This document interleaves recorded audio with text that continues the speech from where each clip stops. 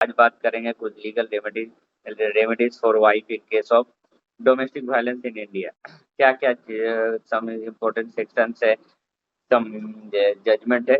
इसी तरह step by step बात करेंगे। Point number one, protection of women from the domestic violence act 2005। क्या कर सकती है महिला अगर उसके साथ क्या किस तरह के फिजिकल वायलेंस हो, मेंटल इमोशनल एब्यूज हो, जो वर्बल और सेक्सुअल एब्यूज हो, इकोनॉमिक एब्यूज हो, not giving the money property it. क्या क्या द सेकेंड पॉइंट है, what is the domestic violence under the act. Under section 3 domestic violence क्या क्या कहती है कि अगर महिला के साथ किसी तरह के मारपीट हो या फिजिकल हो, किसी तरह के मॉनेटरी उसके हस्बैंड के द्वारा या इन लॉज के द्वारा किसी तरह से डॉरी फिर से दहेज के डिमांड हो, उस तरह से सेक्शन 3 डिफाइन करती है। एब्यूजिव और insulting her in front of other. अगर किसी तरह से उनको इंसल्ट किया जाता है, घर में किसी तरह से नीचा दिखाया जाता है, तो वो सेक्शन 3 कवर करती है। रिस्ट्रिक्टिंग द मूवमेंट और कॉन्टैक्ट विथ पेरेंट्स। अगर किसी तरह से महिला को उनके पेरेंट्स से बात करने से मना किया जाए, तो ये भी सेक्शन 3 डिफाइन करती है। नॉट प्रोवाइडिंग फूड, क्लॉथ और medical care through her out of her matrimonial house.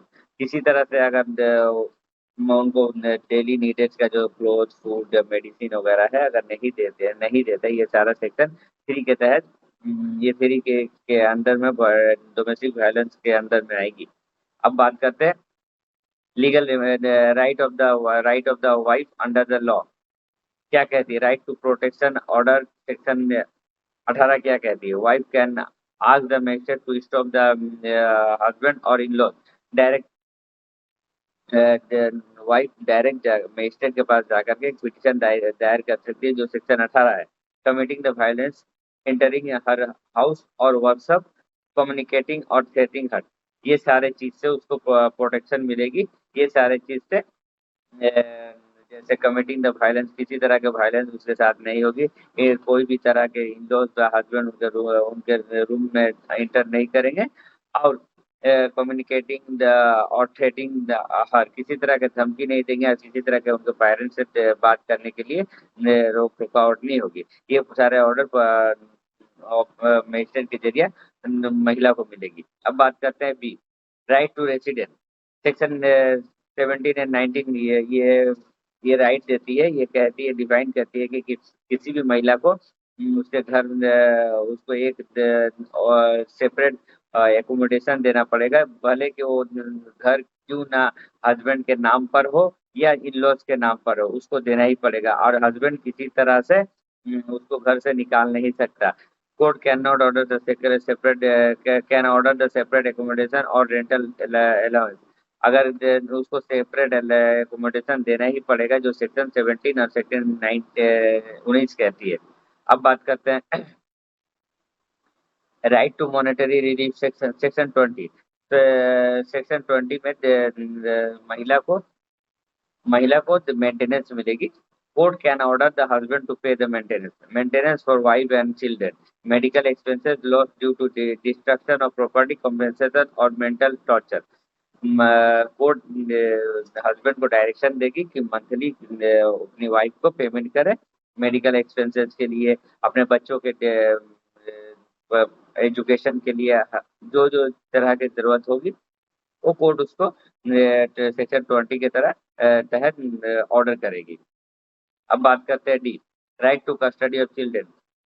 Section 21, अगर बच्चे हैं तो court can grant the temporary custody of children to wife for their protection and safety.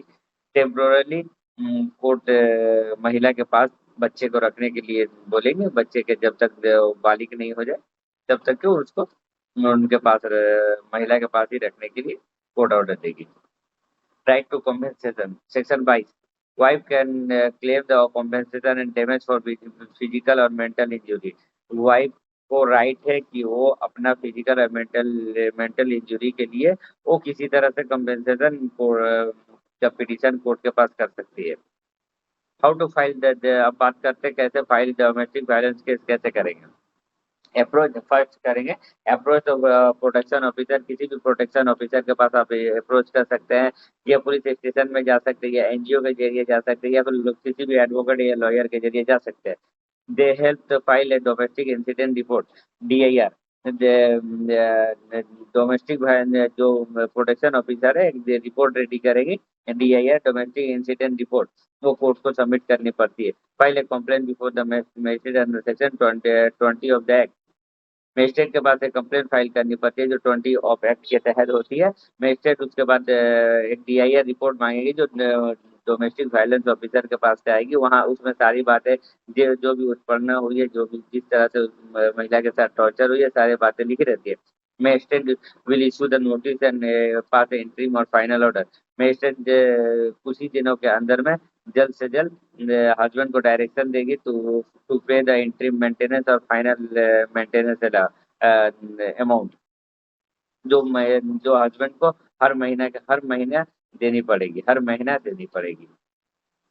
Non compliance of court order, अगर किसी तरह से वो कोर्ट ऑर्डर को नहीं मानता है तो उसके अगेंस्ट में कानूनी कार्रवाई होगी, और क्रिमिनल ऑफेंस सेक्शन 31 के तहत, 31 के तहत। अब बात करते हैं क्रिमिनल रेमेडीज, एडिशनल लॉ। अब एडिशनली वो क्या क्या कर सकती है।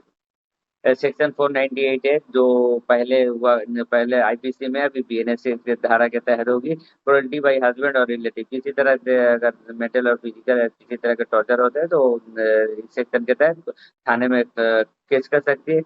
डोरी प्रोविजन एक्ट, डीपी एक्ट के तहत भी थाने में वो एक कंप्लेन कर सकती है अपने इन लॉज के अगेंस्ट में। सेक्शन 406 वो अपने स्त्री से रिकवरी करने के लिए भी मामला कर सकती है थाने में। अब बात करते हैं कुछ सुप्रीम कोर्ट के जजमेंट के बारे में। बीटी भैनुट वर्सेस सविता भैनुट 2012 की जजमेंट है। Wife can file domestic violence even force act before act come into the force. Wife को डोमेस्टिक वायलेंस के फाइल करने के लिए हक है, और ये लॉ बनने से पहले या लॉ बनने के बाद भी।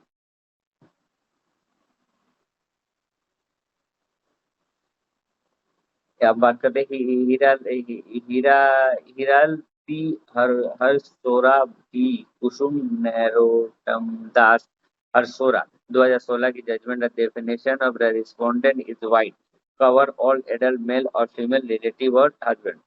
अब बात करते हैं राजनेश जी नेहा वर्सेस नेहा 2021 की जज। Supreme court directed that the maintenance must be paid timely and sufficient for wife survival and dignity. Supreme court ने जजमेंट में कहा है कि हस्बैंड को टाइमली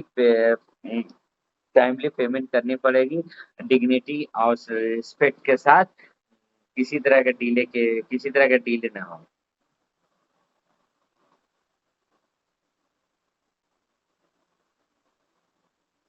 अब बात करते हैं important practical tips of wives.